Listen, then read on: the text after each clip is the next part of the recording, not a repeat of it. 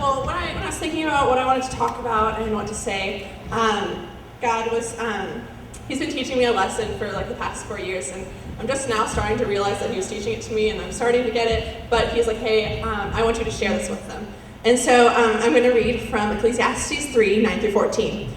What do workers gain from their toil? I have seen the burden of God is laid on the human race. He has made everything beautiful in its time, and he has also set eternity in the hearts of men. Yet no one can fathom what God has done from beginning to end. I know that there is nothing better for people than to be happy and to do good while they live, that each of them may eat and drink and find satisfaction in all their toil. This is the gift of God. I know that everything God does will endure forever. Nothing can be added to it, and nothing can be taken from it. So the book of Ecclesiastes is basically like the letters from King Solomon. And if you know anything about him, God said that he would give him one thing. He had to ask one thing, and he could have asked for riches, he could have asked for pleasure among people, but he asked for wisdom. And so basically when he was writing Ecclesiastes, he is writing his account. He lived out his life. He went and spent all of his money. He had everything that anything could buy in the world.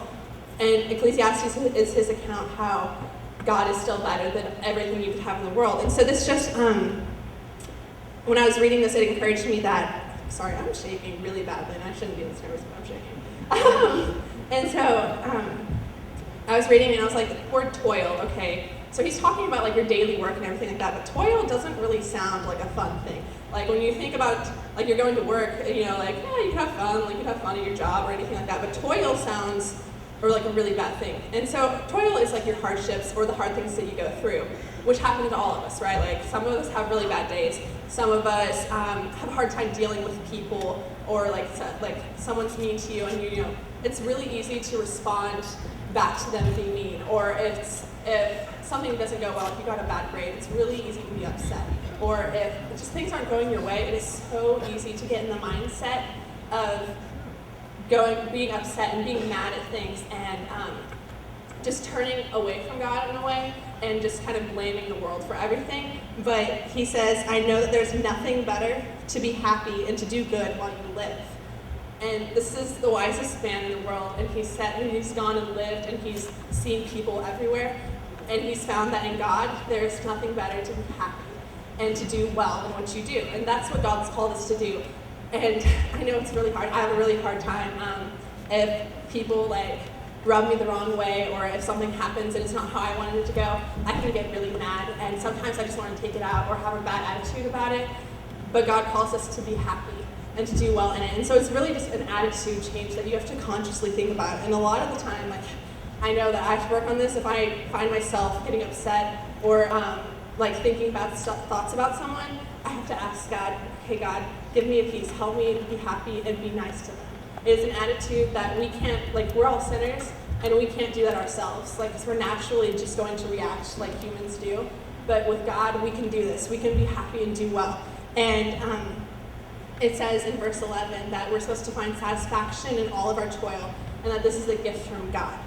And again, toil is a hardship. So when things are going bad, how are we supposed to find satisfaction in that?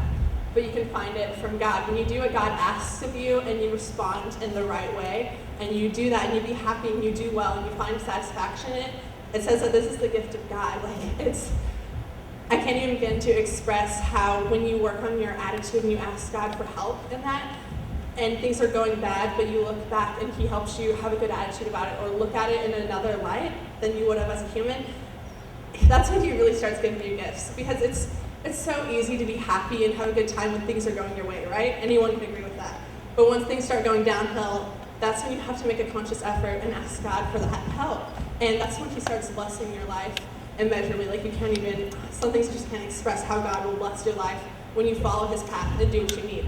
And my kind of like little short story about how this has affected my life was when I came to Shores I came January of freshman year, and from then on till about like the winter of junior year, I didn't really like the school, and I had a really bad attitude about it. Because I'd had situations with some people that had kind of made me mad, and I was like, well, this is a Christian school, like, why are people acting like that and all this stuff? And I had a really bad attitude about stuff, and I didn't want to be here, and I was like, man, this is just awful, and I just hated everything. And I was like, why am I here? Like, high school, it's awful, and it was just really bad. And then I had a lot of people in my life that pointed that out to me. They're like, Olivia, your attitude is really bad right now. Like, you need to fix this. There's something going on. I don't know what happened, but they basically just called me out on it. And that was really humbling.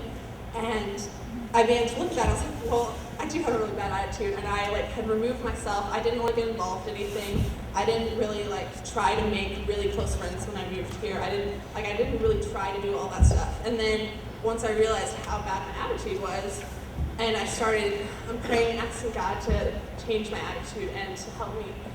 I can tell you, honestly tell you, the past year and a half has been one of the best year and a half of my life. I've had amazing times with people that I've met. I've gotten involved in the school, and honestly, I can tell you so much, I love this school. I didn't when I moved here, and if you'd asked me 3.5 years ago, I would have told you it's awful. But I honestly love it, and you guys are blessed to be here. And while you may not see that right now, it says that God has all of us here for a reason. And you're all in the school for a reason, whether you didn't see it. I didn't see it for 2 years. But I see it now, and you should just take advantage of where you are. And when things start going bad, please, please, please, I just beg you to ask God. You can lean on Him, and He can change your attitude, and He can help you enjoy the life that He's given you so much more. So that's basically what I have to say.